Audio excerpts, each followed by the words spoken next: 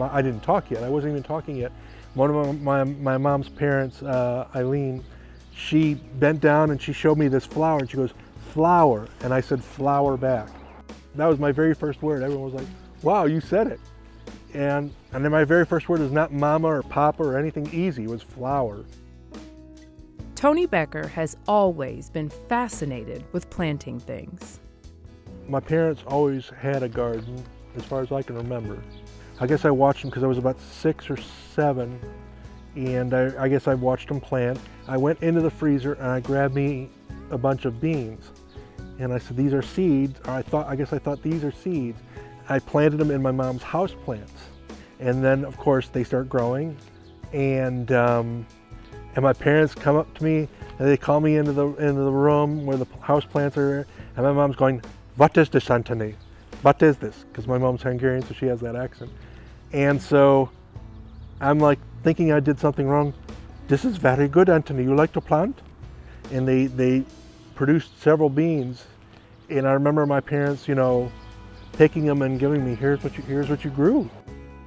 While other kids took fishing poles or flashlights to summer camp, Tony took seeds. I was kind of mad that, I missed basically 8 weeks of messing with the garden while at camp. So I actually took the early tomatoes and I actually, got them to be with the flowering and took them with me to camp, plus some radish seeds because I knew they would be done in a month. And I grew tomatoes and radishes at camp. His love of gardening grew, and after serving in the Navy, he enrolled at Southern Illinois University, Edwardsville to study crop sciences. Next up, grad school at the U of I. On my way to my first final exam as a grad student, which was actually the first day I ever missed school, I rolled my truck and I broke my neck.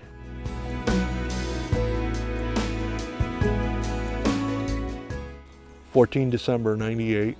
I was going to go and study for another hour at school, and there was black ice, the ice you can't see, on the road in front of me.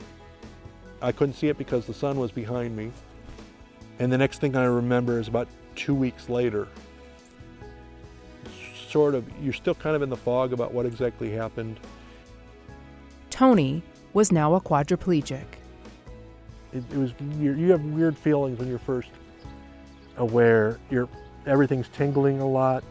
It feels like your hands are going to sleep. Well, I wasn't fully aware that I wasn't going to ever move properly again until the doctor really put it on the table. And then I became very depressed, I guess, because I was no more garden.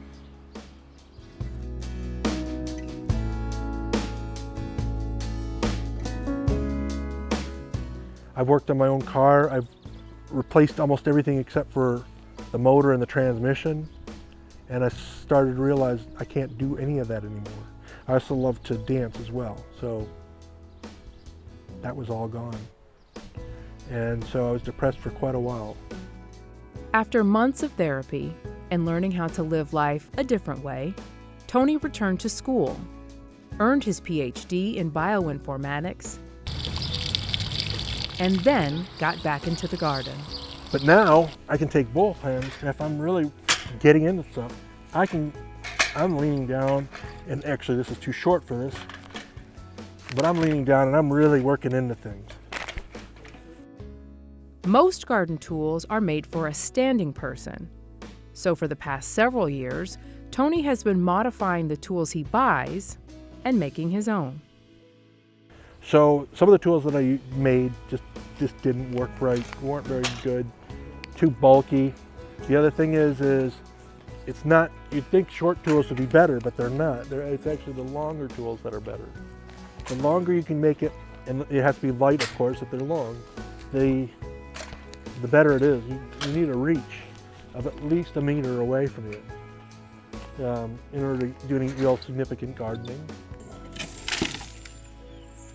So the challenges of using the garden tools gets less and less every year as I learn what works, what doesn't work, as my strength gets even better.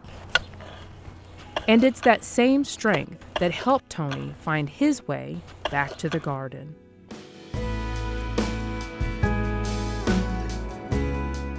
So who is Tony Becker? Someone who obviously had to overcome a major catastrophe in his life, but I've gotten much better at gardening, and even though it's not exactly how I want the landscaping, how I want things, I can still do it. I'm still able to do it with very minimal help from anyone else. And I'm going to still do it because keeping me active will also keep me more alive as well. So it'll always be my enjoyment till I can't pick up a tool anymore.